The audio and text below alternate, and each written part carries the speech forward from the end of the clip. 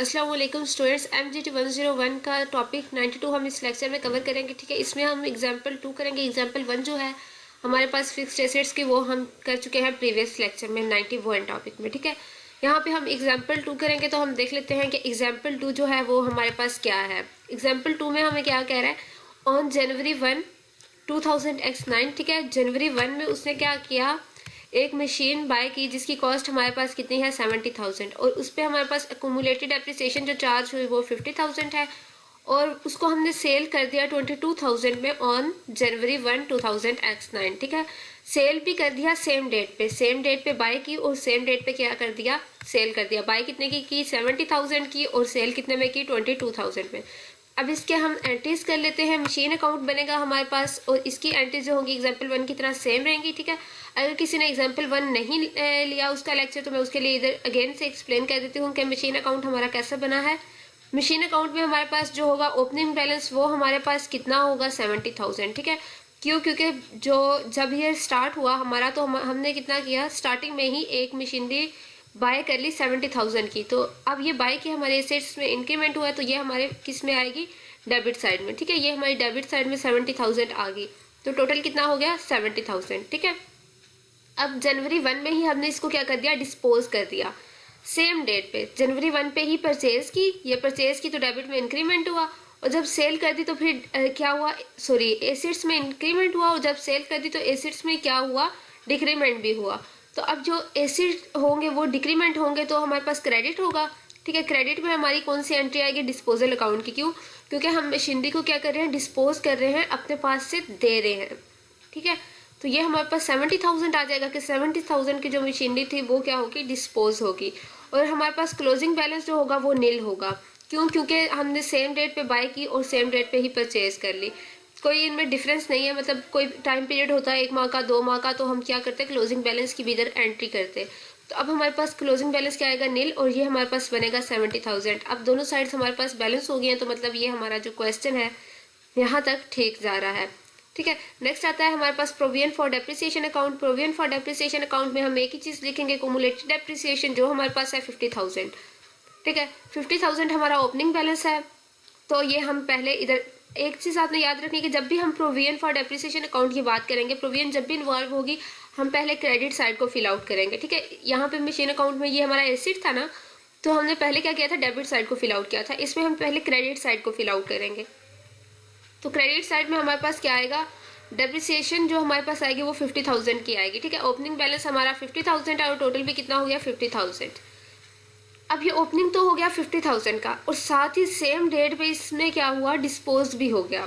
क्यों, क्योंकि मशीनरी चलेगी, डिस्पोजल भी साथ में ही कितना हो जाएगा 50,000 का। डिस्पोजल अकाउंट में से भी हम क्या करेंगे, 50,000 को इंक्रीमेंट कर देंगे। क्यों, क्योंकि डिस्पोजल अकाउंट में तो वो ऐड हो रहा है ना। ठीक है, अब डिस्पोजल अकाउंट में ऐड हो रहा है, क्यों, क्योंकि हमारे पास मशीन का जो हमारे पास एसेट का अकाउंट था वहां पे डिक्रीमेंट हुआ।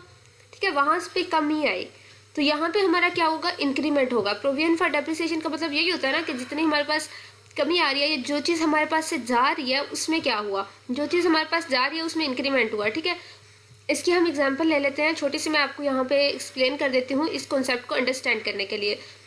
एक मशीनरी हमने बाय की, ठीक है, फॉर एग्जाम्पल हम एक प्रिंटर बाय कर रहे हैं, तो हमारे एसिड्स में क्या हुआ, इंक्रीमेंट। ठीक है, एसिड हमारे क्या हुए, बढ़ गए।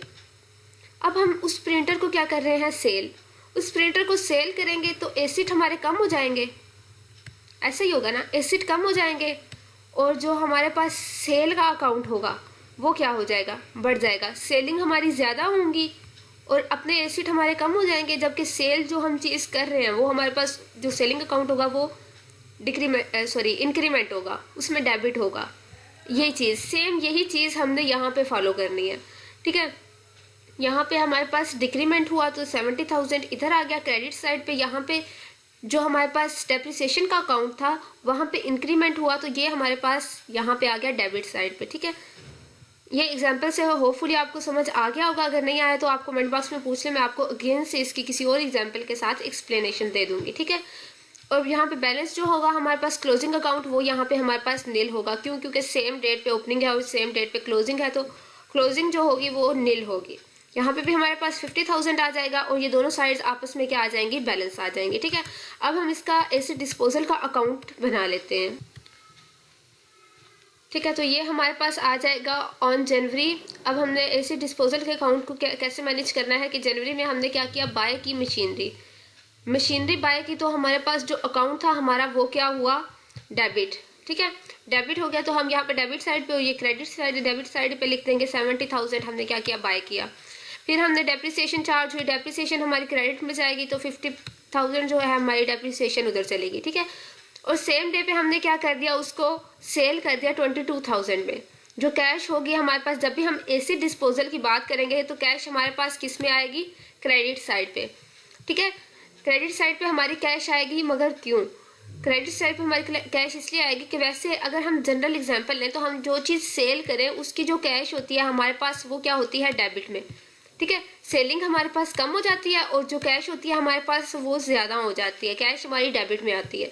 लेकिन जब हम एसिड डिस्पोजल अकाउंट की बात करेंगे, अगर वहाँ पे डेबिट में है तो यहाँ पे किस में जाएगी, क्रेडिट में जाएगी कैश। ठीक है, ये आपने लिंक करना है कि एक जनरल अकाउंट में हम कैसे एंट्रीज करते हैं और एसिड डिस्पोजल ये जो स्पेशलिटी इन्वॉल्व हो जाती है तो इसमें हम कैसे एंट्रीज करेंगे। ठीक है, तो यहाँ पे ये हमारे पास टोटल बना 72,000 और यहाँ पे हमारे पास टोटल बना 70,000।